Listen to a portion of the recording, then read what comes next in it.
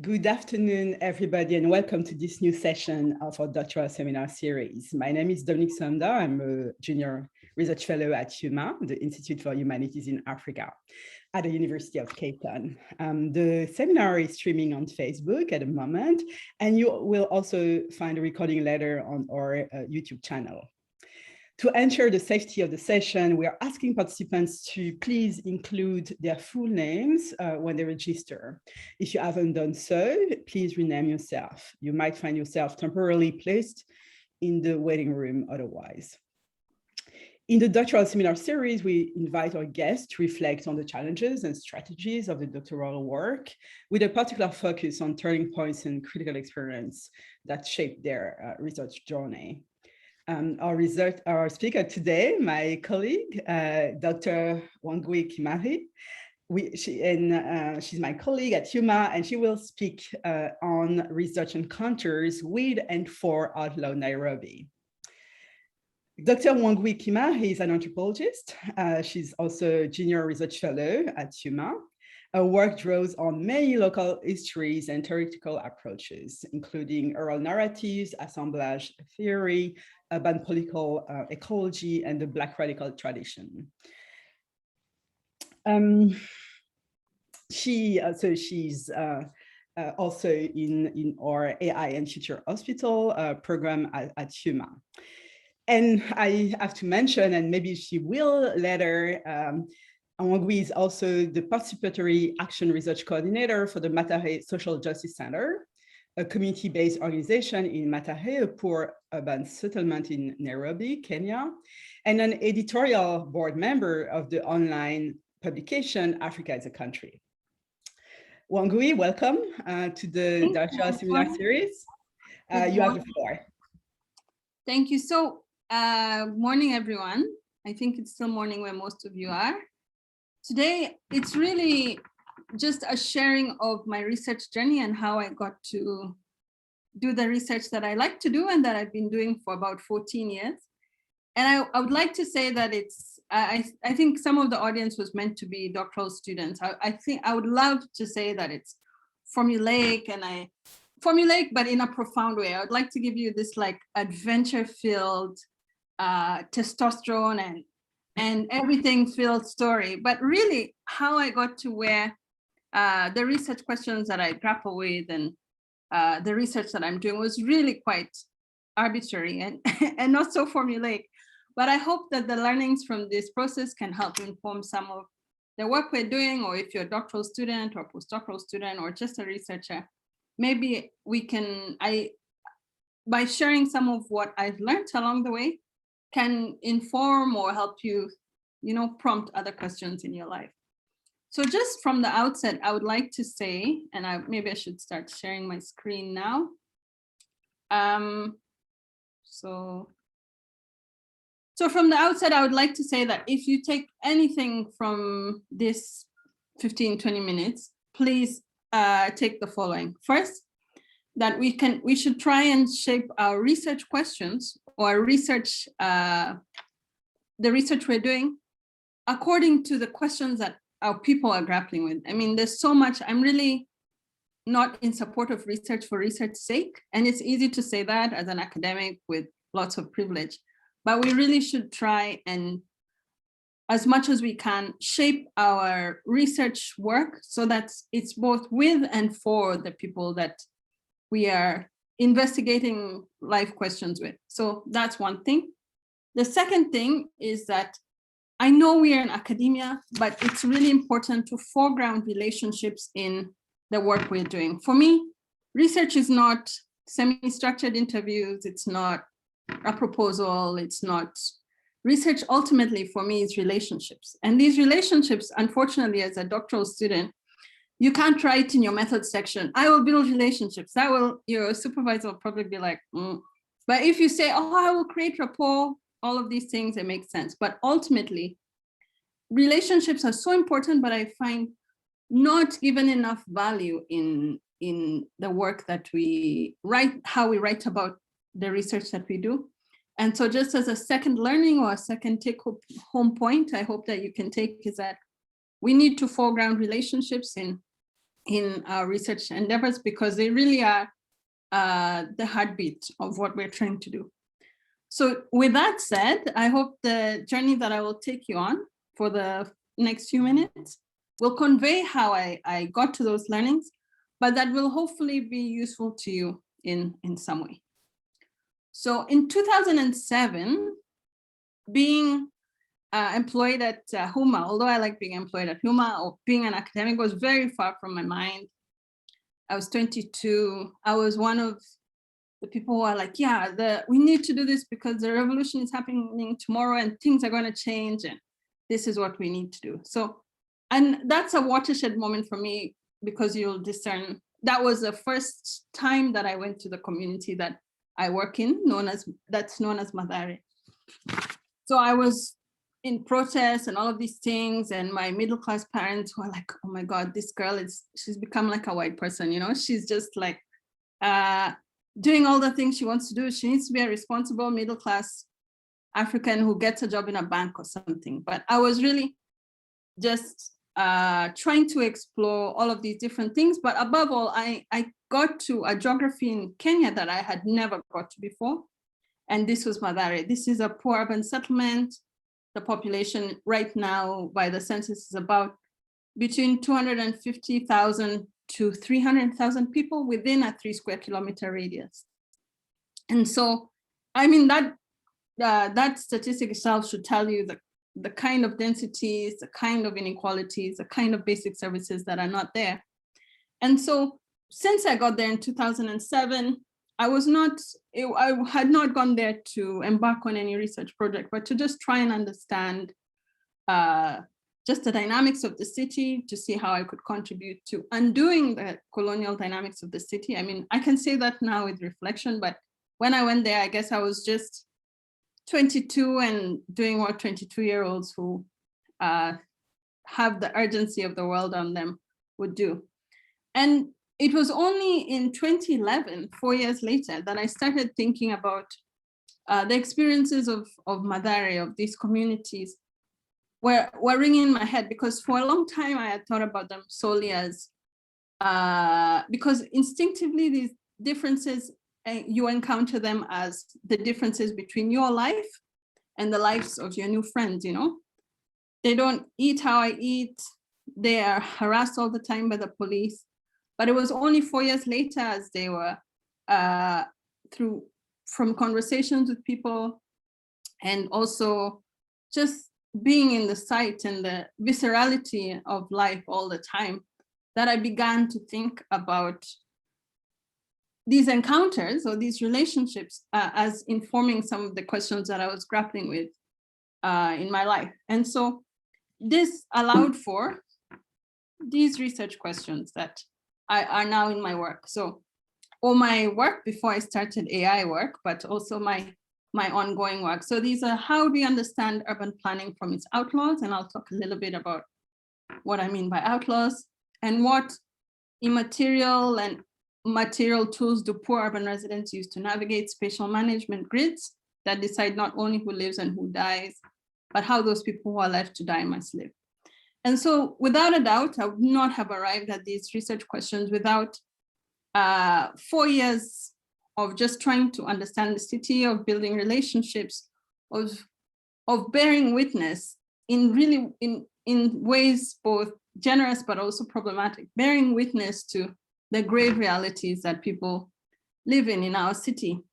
And so with these questions, so with these questions, I began to, in my mind, since maybe probably about 2016, although they were also being emerged through my dissertation process, I began to think about the spaces that I work in as outlaws. And for sure, outlaw is not an emic perspective, but I used it to try and reflect some of the different stories that people were telling me about their lives, about consistently being criminalized, consistently being unable to use the law the law didn't exist for poor people, basically. And so I use this research, this presentation is called Research Encounters with and for Outlaws of Nairobi. And so this is what I mean by outlaws. And this kind of conceptualization or the development of this figure of in Nairobi came out of these relationships, came out of seeing people consistently being unable to use the law to their advantage, or to use the law to give them basic services despite them being citizens, and at the same time being consistently criminalized. So these are the kind of understandings that came from, they don't come from just a semi-structured interview. They wouldn't come necessarily from participant observation. I'm just trying to think through some of the methods we put in our method section. But really they came from just trying to understand in ways that were really sometimes productive, sometimes not productive, the lived realities of people, and through foregrounding relationships.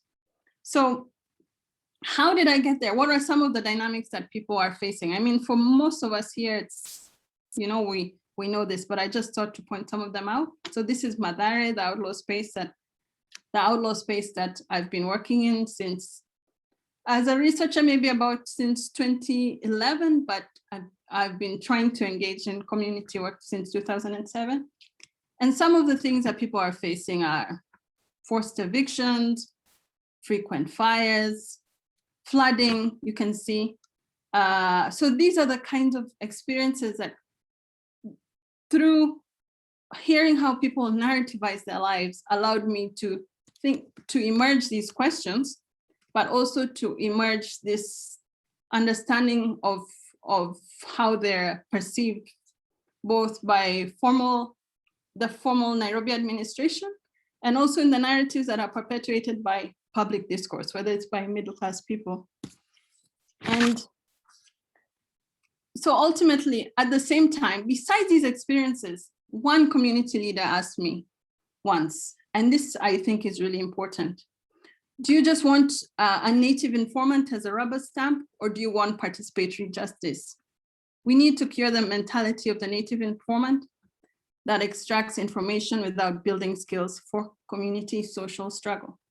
And so these combined experiences, arriving there as fresh-faced, very naive young person, the relationships that I was building, that I was trying to build, that, like any relationships anywhere, were sometimes had their own waves, but also the narratives that people were telling me about their lives that would not really have been there if I just sat with someone for 1 hour or had a focus group, as well as this questioning, this important questioning by community leaders and community people, are what allowed me to develop these research questions. And that's why I'll go back again and say, we need, it's important to heed these queries, whether it's as explicit as the one that was posed to me, this question here, or just the queries that are come into your mind when you have to bear witness to,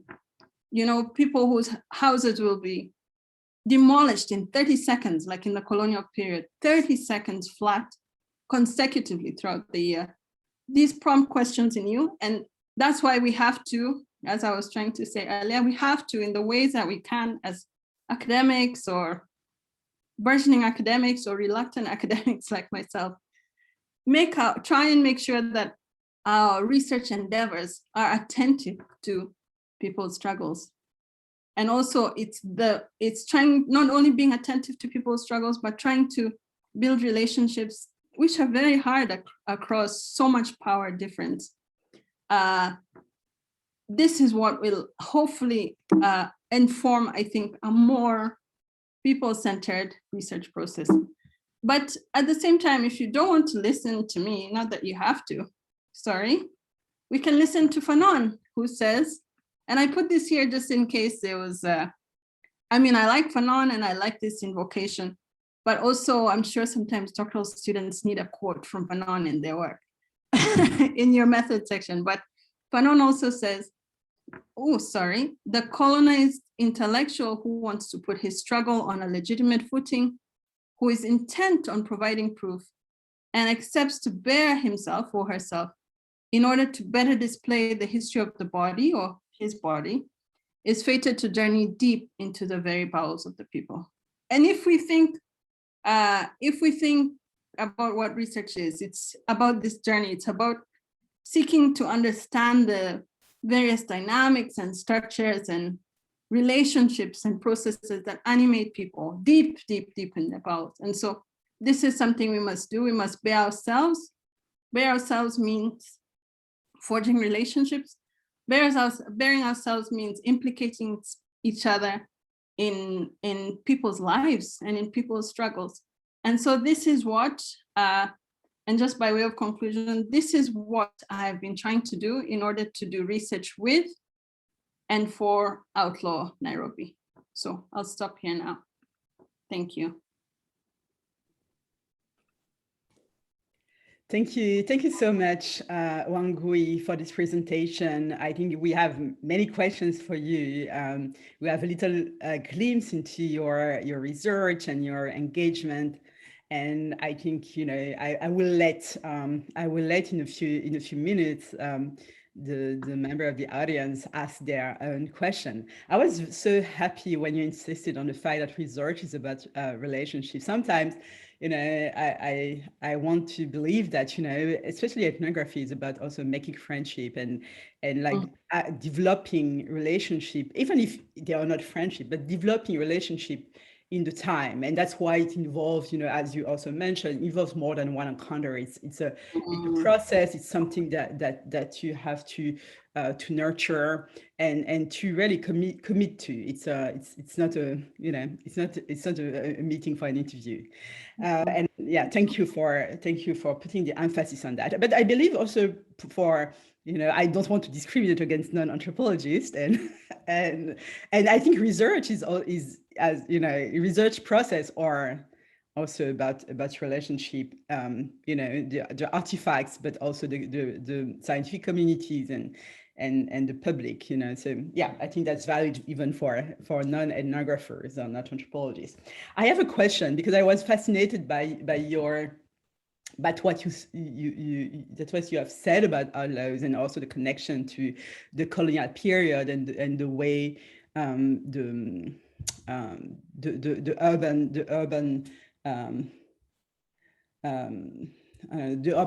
some urban communities were pushed aside and et cetera. So how did you construct this ethic notion of the outlaw? So can you discuss, because I understand it's probably not just a translation, it's a choice you made to construct that notion. But could you address, what words may translate, or it may, if there's like an amalgamation of words that it may translate? Can you also maybe discuss how it was related to the way the population was disciplined and policed during colonial times and post-colonial times? And it's also because I'm very interested in the topic, and also because I think it's a good example for for everybody that is pursuing research, like to know how what are the steps in constructing such notions that are so central in your work. Thank you. Thanks, Dom. And I appreciate you prompting me to think about to try and convey kind of the historicity of the term outlaw, but also the settlement Madari.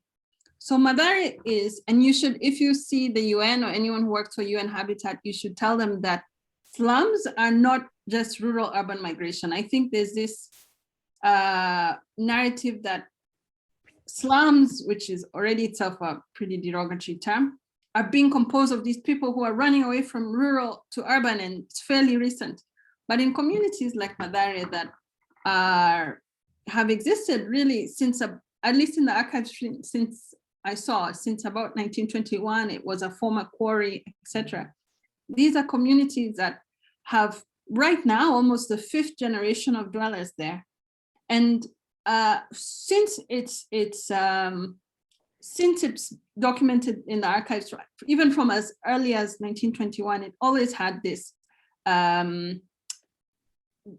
One scholar says it was a settlement with no legitimacy at all. Not only was it the native city where Africans were, because they were confined to particular geographies, which were flood-ridden, had high incidences of malaria and mosquitoes, but also consequently the stigma of place, and we need to say that stigma is also historical Blackness from the colonial period, but the stigma of place then attaches onto the residents who live there. And so always it was seen as not legitimate, because also Africans were not allowed to live in Nairobi till almost the end of the Second World War.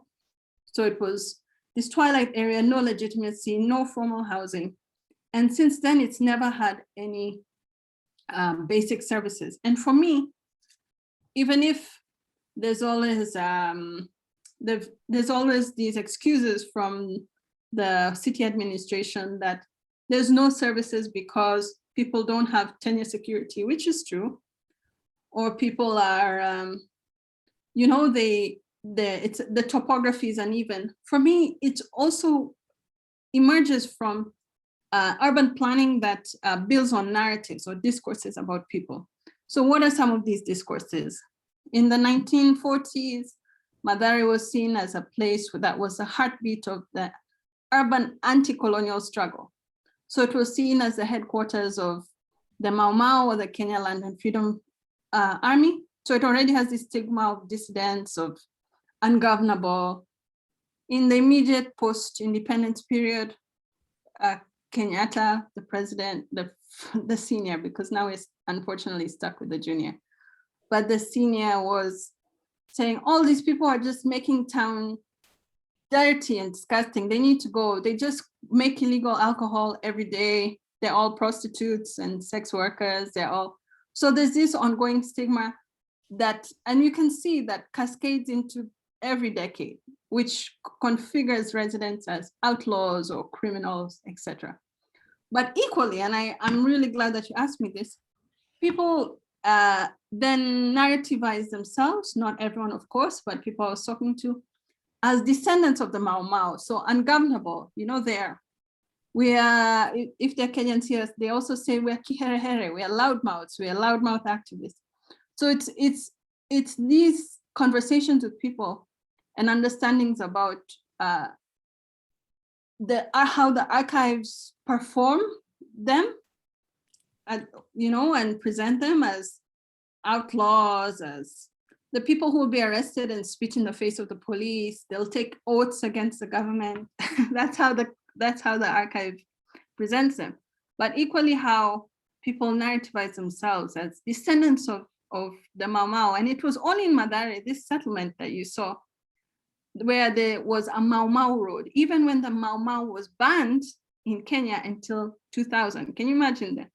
The actual Kenya Land and Freedom Army was banned, but it was always memorialized in Mau Mau. And these are some of these kinds of memorializations or narrativizations of life allow for people to have these understandings of themselves, but also that understandings that come from trauma, from always being arrested, from having really inadequate schools or access to healthcare, and thinking about the difference between themselves, even if they're only 3 kilometers away from the city, and the people who live down the road. Interestingly, Madari is about 1.5 kilometers from the neighborhood where there are all of these ambassadorial houses. So thinking themselves in relation to proximate geographies or geographies close by, but also these events in history or these processes in history that where they have been presented both in the archives as outlaws, but also their very everyday encounters with the police who will tell them that they are outlaws. And so these combined understandings are what allowed me to think about this space as outlaws, but in a way to denaturalize it. So not in a way to uphold it, but in a way to denaturalize it. Thank you so much, Wangui, for this answer, and thank you for sharing with us all of the layers, the historical layers, like behind this choice. Our director, Divine Fu, is as some reflection on the use of the binary Attic versus Emic. So I don't know if Divine, you would like to ask the question live, but otherwise I will just read what you noted in the chat. Okay. So in the spirit and context of decolonization, why is Attic and Emic still relevant as tools to separate relationships and insight to what we frame as data?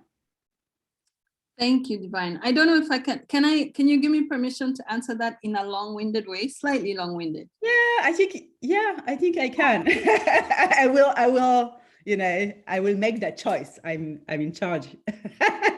No problem. So I'll answer it slightly long-winded. So when I was doing Anthropology 101, and I didn't know what anthropology was until my dad, who didn't go to university but really liked reading, told me, why don't you take this course? It's like, okay. So in Anthropology 101, one of the most the thing you needed to learn, or maybe it was second year anthropology, we needed to know the difference between Attic and Emic.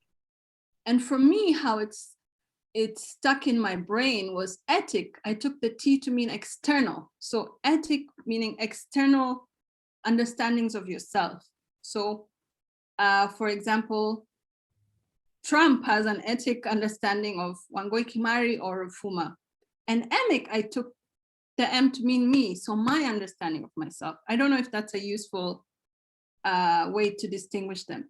But Emic is important because for a long time, and I hope that's not such a crude description. Divine, you can find me later if that's a crude elaboration. But it's really important because for a long time, and as you know, communities, mostly Black, brown, have been described in ways that are Attic. So this leads to, for example,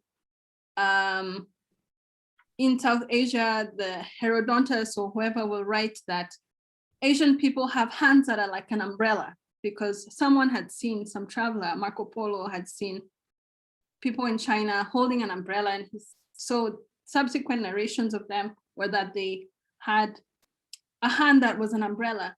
Or equally closer to home, Kikuyu people in some early ethnographic works were always described as so dirty. They have mud floors in their hut. How can they keep their babies clean? Whereas if you ask people, or they have thatch roofs, if you ask people, the thatch roof is a lot better for, circulation. It helps kind of elaborate kinship relations if women are the ones tasked with doing that section of the roof. But because these emic descriptions were lacking, then we can describe Chinese people as having hands with an umbrella, or Africans having thatched roofs as, it's not explained from their perspective as so backward and atavistic. And so this is the importance, and it's really important to always have these perspectives, like Divine was saying, in bids for decolonization. Likewise, as a researcher who doesn't live in Madari, I really need to fall back and think also foreground how people think about their lives.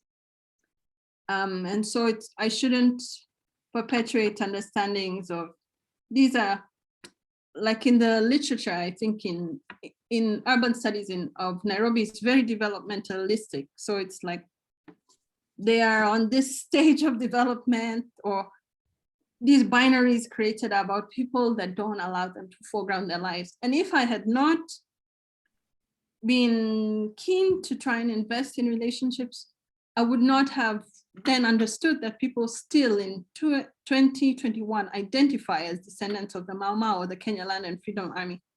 That doesn't happen every day in middle class life, So this was a very long-winded way to try and discuss emic and Attic. Divine, I hope you've given me a thumbs up. It wasn't so long-winded. It wasn't. It was actually quite brief. Divine as follow up, and I can see him. We can see you. So maybe you can, or you don't want to. You don't want to. Okay, I'm going. I think Divine might have some connection issues, so I will just read the follow that I think are interesting, and then I see there's some hands that are raised, so I will go to those questions after that. So Divine is saying that one of the challenge is the history of the IED and the context in which it was born, especially to make the distinction between staying scientific and, I guess, being on the ethics side.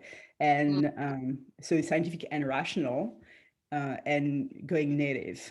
So yeah, this is true that like the context of creation was this imbalance also, like with on one side a legitimate scientific discourse, and then like perception that were like raw and yeah. Okay, so yeah, Divine might add some of his comment later, so I'm going to stop reading that because I think he's adding more layers and we'll want to hear him properly. Okay, so Amina, please, can you unmute yourself and please ask your question or your comment. Thank you so much. Thank you so much, Wangui. I really loved listening to you, and I want to ask a question about positionality, and I'm always asking it because I'm just curious and I want to learn from how we as anthropologists are meant to navigate certain spaces. And I love how you brought forward the categorization of middle class to define yourself. So you really situated yourself. And, I'm asking this question coming from a place where growing up, I never heard about social classes in my upbringing because we were all equal, supposedly. But now I'm really learning that it's sometimes important to recognize one's privilege. And so I was wondering about how you navigated your legitimacy to do research in a space like Madari, and did you have to defend that sort of purpose of doing research? And was there rejection? Was there acceptance? Was it easy? Was it not? Because I carry with me this fear moving into like field work because of my background, because of the languages I speak, which the people I want to do research with don't. And so how do you move around those kind of privileges with humility and with a reckoning of your positionality? Sorry, it's a long question, also reflection. Oh, it's important. Dominique, do you want me to answer more or one at a time? I think one at a time. One at a time. Yeah, if you don't mind. No problem.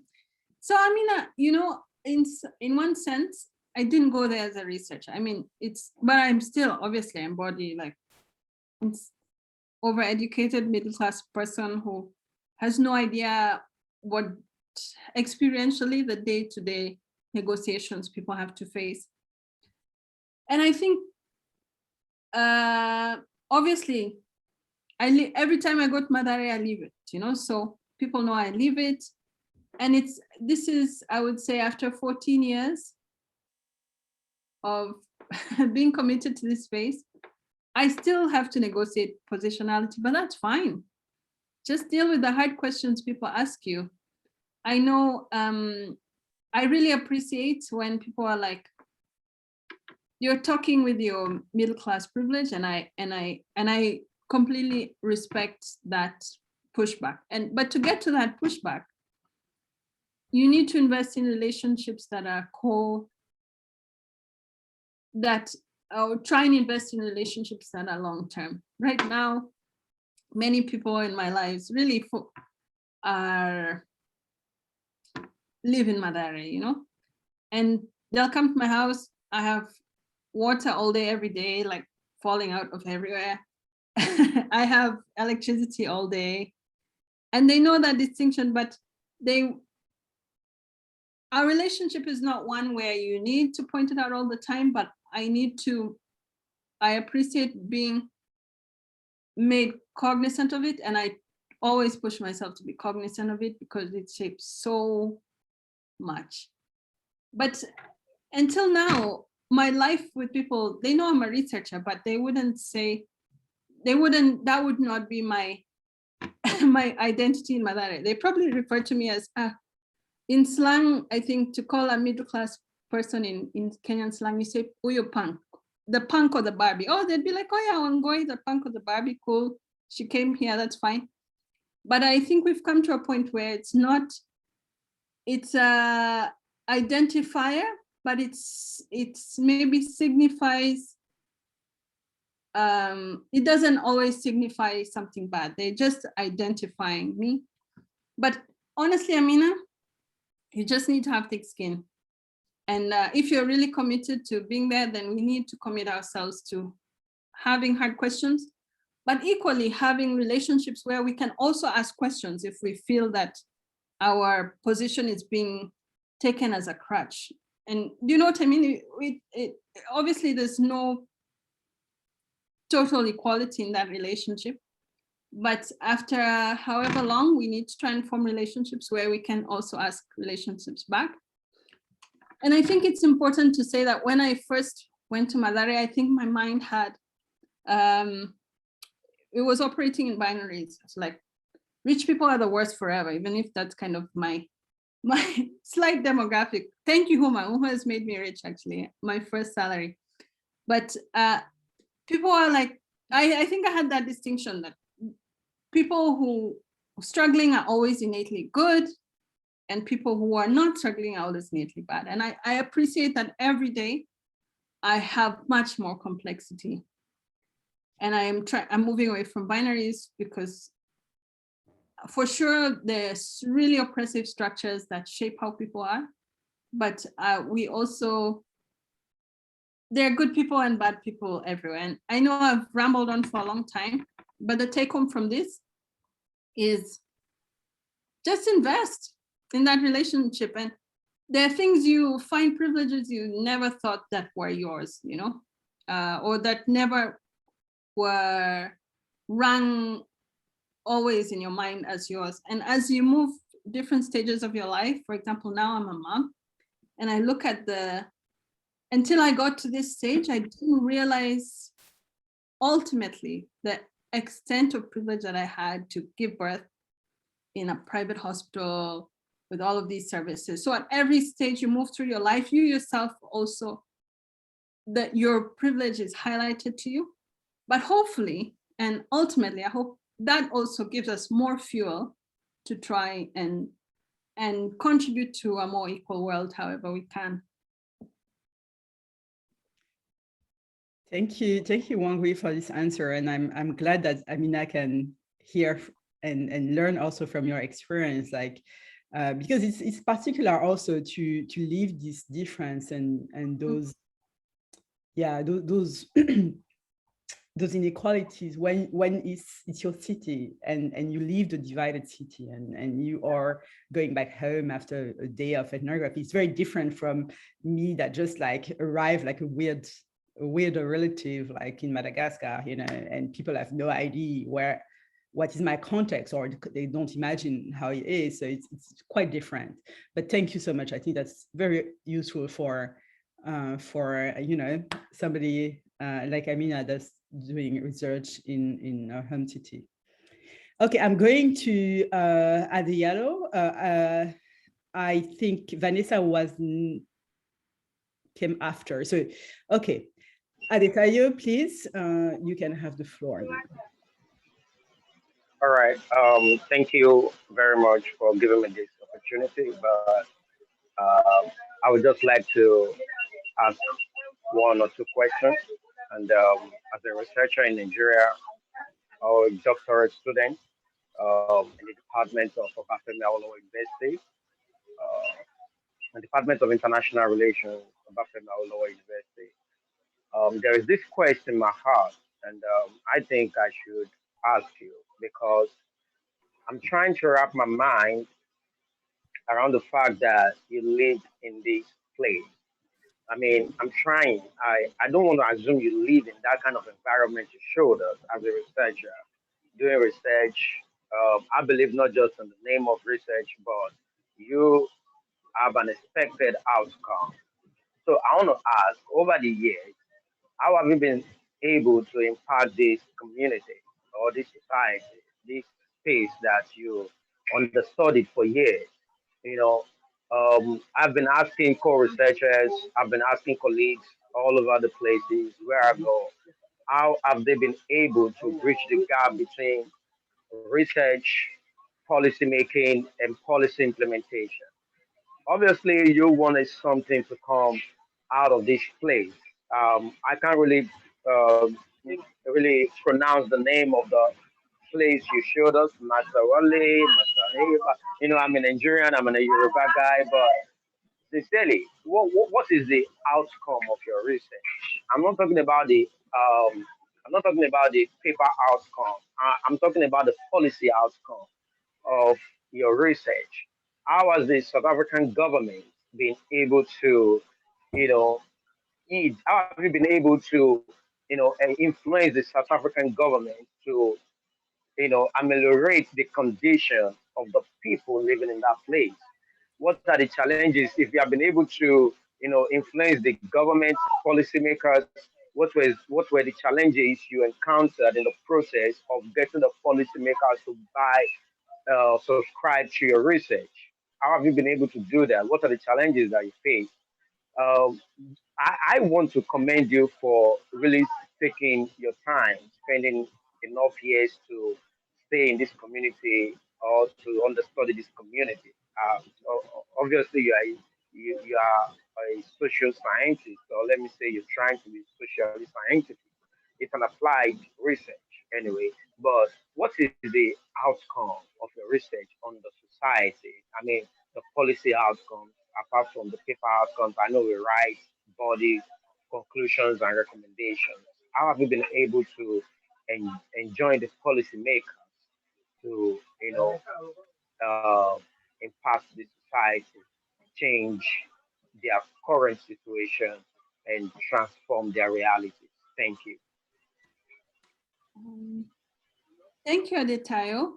So I just want to clarify, I didn't live in Madari. I mean, I didn't live in Madari because I already had a house. I didn't live in Madari because it would be like it's not my home. I don't live there. But I did spend quite a lot of time there. So I just want to, and I continue to, just to distinguish that I didn't live there. So experientially, I don't know every day what it means at 9 o'clock to go 150 meters or 500 meters to look for a toilet. That's not my reality. But I do appreciate that by trying to be there every day, I'm trying, not every day, but often I'm trying to understand that reality. And in terms of outcomes, it's a good question. I think, and I'll give them to you honestly, I think for me, personally, the most important outcome is that I have a lot more circumspection and a lot more intolerance of the government, as I should. I think as a middle-class person, you're protected and you think, okay, I kind of have roads, it's not that bad. But being in that community really makes clear to me every day the sinister motivations of a government, an African government propelled by capitalism, propelled by a bid to not decolonize the state, propelled by a bid to keep particular people in place. And so for me, there was no more pretense. I think it becomes even more explicit, the kind of oppressions that persist. And so I think for me personally, that was a great outcome, sorry. But in terms of small change, I've been, and I'll just put it in the chat here, I think Dom had mentioned, in 2015, I thought, okay, I don't have the ability to end capitalism. I can't burn down the Kenyan government. I really want to. I can't build houses for 300,000 people, but I have small research skills. And so I was part of a group that started doing research, participatory research, to highlight, I'll just put the group in the chat, participatory research to highlight conditions that neither the state nor non-governmental organizations were highlighting. And some of this are, for example, police killings. We did documentation in 2017 that illustrated how between 2013 and 2015, the Kenyan police had killed 803 people in 3 years. And so from an organization that had no space, no one had really phone credit, this research was really quite impactful and shaped the narratives about police killing in Kenya. Cited even by organizations like Human Rights Watch, has informed things like the Universal Peer Review, Human Rights Peer Review of Kenya in the UN. And so that's, if we can think of policy output, I can say that us collectively, and no one does work by themselves, even your research question is not from your own head, but collectively, and trying to lend my small research abilities to this process, we've put, for example, police killings on the agenda. We do a participatory report every year. We did one on water that's being taken up to be used in public litigation. I think it's public litigation. Don't know if that's a correct term, but public interest litigation for water. We've done research on disabilities that is informing some processes in the UN. And so this is probably the policy output you're talking about, or the outcomes, but I would say beyond those policy outcomes, I think most important is how we shape each other. And I can say I've really been shaped in many ways. And I've tried in my academic work to challenge these narratives that have stuck on poor people's bodies and that have many grave effects. So I'll stop now. Thank you, Wangui. So we have 3 more questions. We're approaching the end of the session. So just for everybody that has to ask a question, please be mindful of the time. Vanessa, please, would you ask your question? Thank you so much, Dom. And thank you so much, Wangui. I just have a question that links to the first response you gave to Divine's question. No, it wasn't Divine's question. Yeah, maybe. Anyway, so you mentioned, if I understood correctly, that there is a kind of constituting of a self in the community that you worked in and the people you spoke to, that is building of some sense of like their present in a way that is related to their past, right? Either as descendants of freedom fighters and so on, or some kind of constituting of like who they are based on that. I wanted to just find out how are our futures imagined? How are they constituting a future narrative of themselves? How do they imagine who they are in the future? I ask, for instance, like how are parents thinking about their children? Is there a real push to continue a long kind of history or historical narrative into the future? Or is there a sense that there has to be a rupture or a disruption of the present narrative for the future, not just materially, but also just as a way of constituting who they are and kind of negotiating identity? Thanks so much. Thank you, Vanessa. That's honestly a really great question, and one that I need to think about more, because I think in some sense, indoctrinated by anthropology, I always look to the past to think about the present, but it's really important to consider the future. And I would say that I'm really inspired by young people mostly who are doing all sorts of things to imagine their community differently. For example, there's a group that talks about Madari Futurism. So Madari, of course, is a location, but they're bid to create a Madari Futurism, which is actually not just, I think instinctively we think Wakanda, but for them, this one is anchored on the restoration of ecology, because their home is seen as a degenerate ecology, or an ecology that's just polluted, or a valley of death for the environment. But this is a futurism that's predicated on ecology, and it's thinking about trees for many things. So trees as a way to get food that's been denied to them, medicine that's denied to them, to memorialize those who died and been killed, but also who think about the act of taking care of trees as a kind of disciplining of self. So if you can get up of your house, plant a tree in Madari to make sure the goat hasn't eaten it, it's not been evicted, it's not been, all of these things. And it makes you embedded in a disciplining that also shapes your mind and your philosophy. But by imagining that Madari, a poor urban settlement, can have trees, that in itself, you're seeing so much for your community. This group had done, members of this group who are thinking about Madari Futurism are principally from a group called Madari Green Movement. And they had done a tree census. This is just one example, Vanessa, a tree census maybe 2 years ago that showed in a community that's 3 square kilometers, there's only 200 trees. And these are not even indigenous trees. These are 200 like blue gum trees that were planted by the river. And so in 3 kilometers, if you have 200 trees, in some neighborhoods in this country, 200 trees is 2 houses, an acre.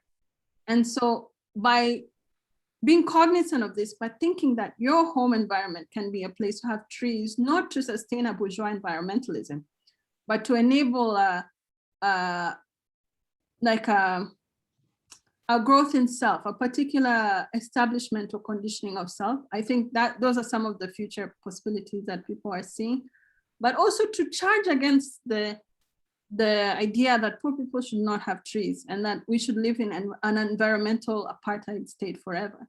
And so this is just one example, but I need to say, and I like how you are thinking about both parents and young people. Parents, of course, are fearful for their kids. They just want your kid to go head down, finish school, even if you don't have school, somehow find school fees because there's no school fees and get out of Madari for the most part. Because it's so, if you're a parent, it's a place where there can be a lot of fear. You can be harassed. There's also intra-community violence during COVID. There's a lot of sexual and gender-based violence. So I think parents are more fearful and less adventurous, but young people are really charting so many other possibilities for themselves. There's so many youth groups. There's so many young artists and activists who are doing so much. And so that for me is this future making. That future making is there definitely. And I hope I've answered your question. Thank you, Wangui. That was really interesting. We have 2 more questions, one from Aza and one from Sibel. So Aza, please ask your question. Thank you very much, Wangui, for your interesting talk. It reminds me my PhD, somehow I also did research on urban planning and place identity and how people imagine their futures and how people make places. And I think that's one of the main debates in anthropology of urban planning, is to see how envisioned plans, the gap between the envisioned plans and the everyday making of the city by its dwellers. And what I like about your concept of outlaws, I think outlaws is also a way of them navigating this kind of the kind of situations they found. And I'm not sure about the history of the place you're talking about, but I assume there are different scenarios. There's the scenario of people who are migrated or displaced. There's the scenario of people who are, the city grew on them. It was a small villages at some point, and the city just grew on them, There's scenarios of colonialism, laws, urban planning, urban venture capitalism. There's a lot of scenarios that change and make people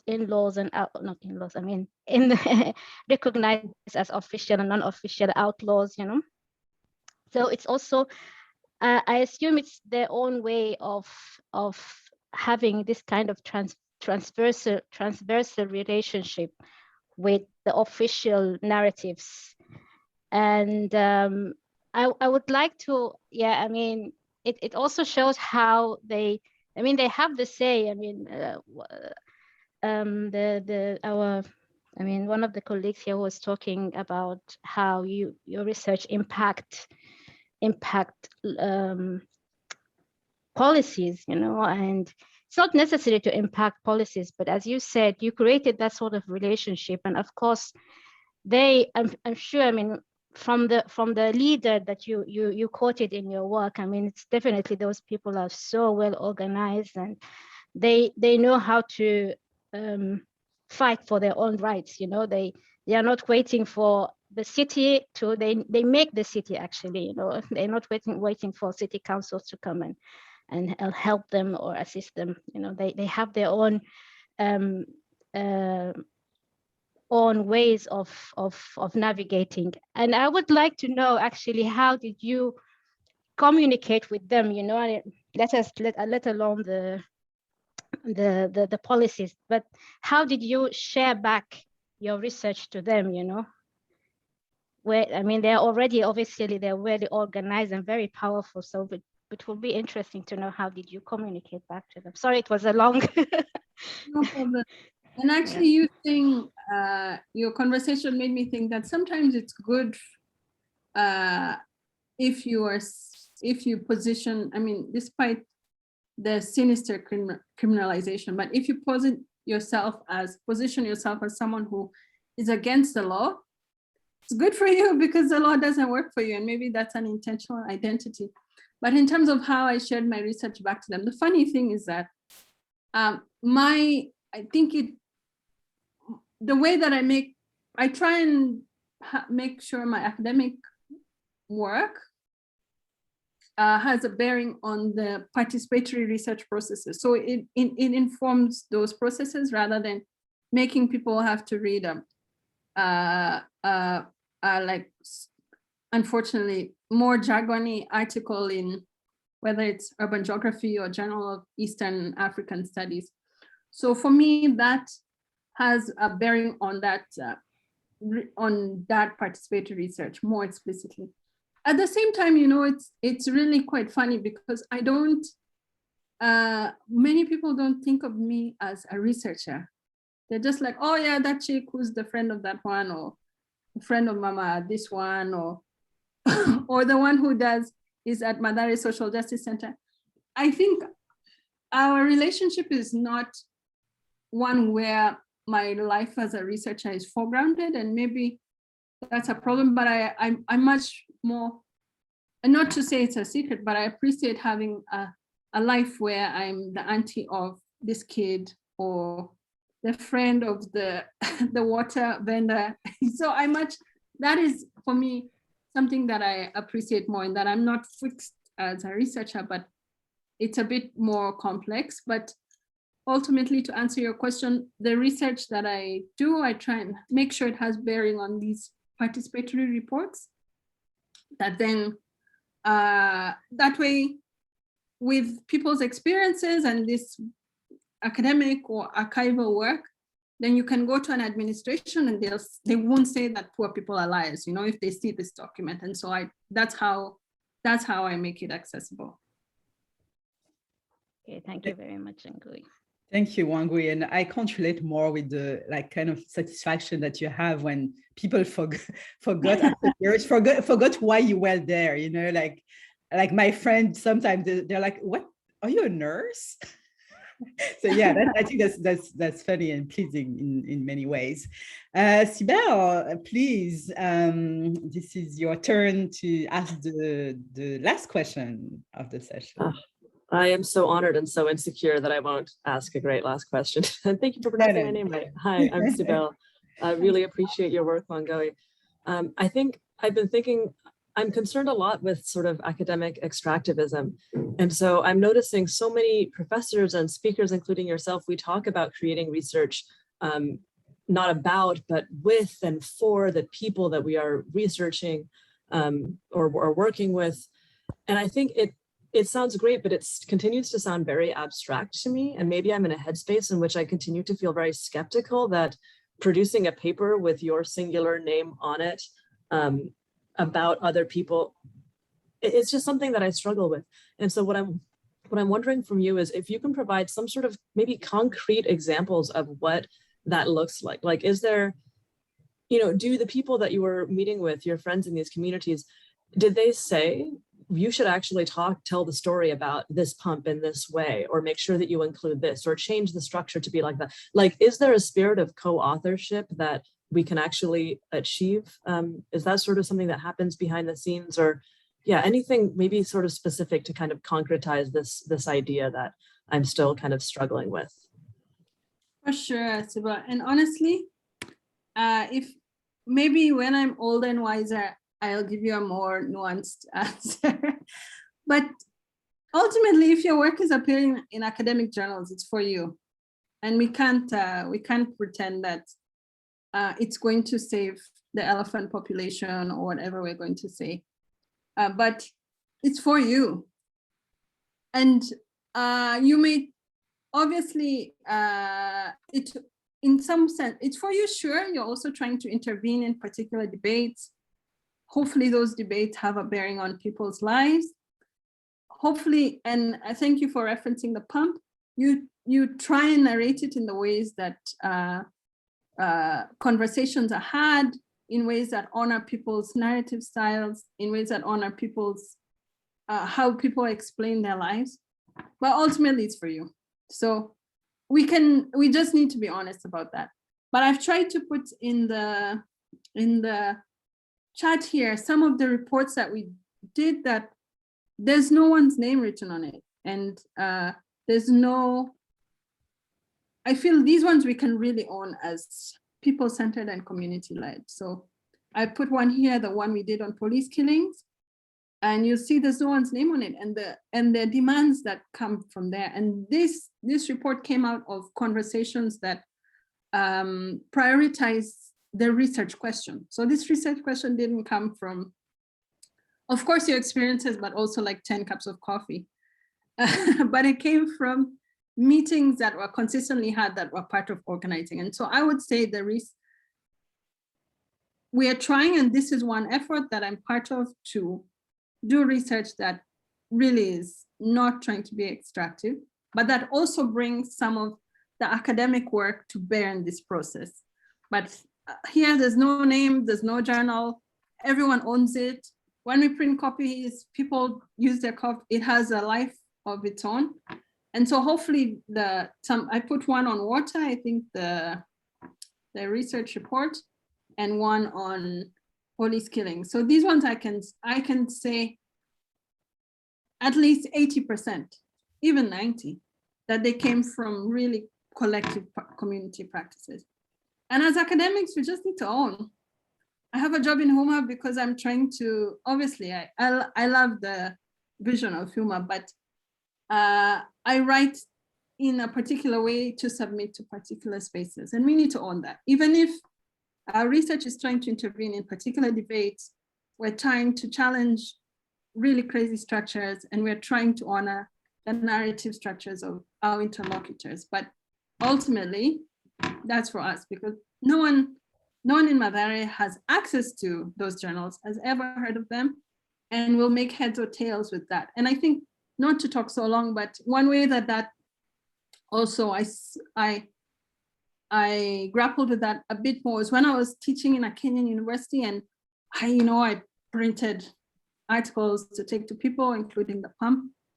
And it really was difficult for people to engage in it for various reasons. And so we just need to own that that's ours. And for sure, hopefully it's not extractivism, but that one is for us. And I honestly, I hope that I was maybe too frank or over frank, but ultimately it's for us. But we should try and lend our work to make sure that that the costs of submitting to urban geography or your dissertation, the cost is not people.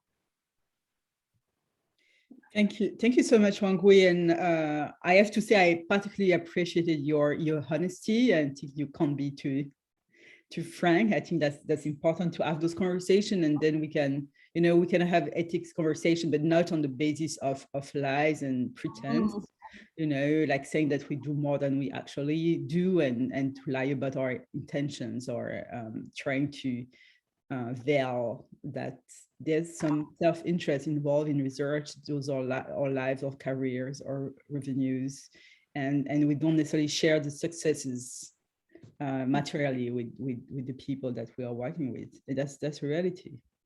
So thank you so much. Like your presentation was rich and the conversation was even better.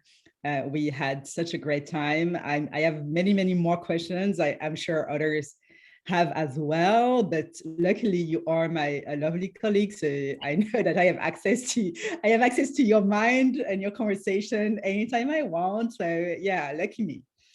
And I hope that you got to read like some of the like messages in the chat that were congratulatory, and also I think some, there was also questions about or requests about references and suggestions of reading.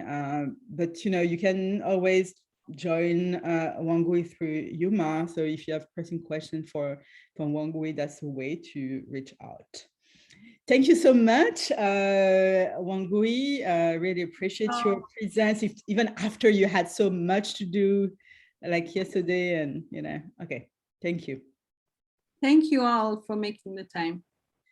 Thank you. And let me announce the next seminar, the next guest for the doctoral seminar series. So we will receive on the 30th of October, Dr. Leslie Giddings.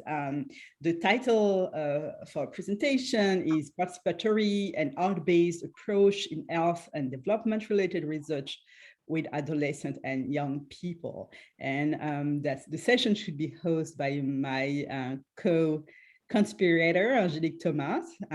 She's not here today, but I think she will be back and will share on this topic that is very close to her own work. So thank you so much, and see you, I hope, in 2 weeks.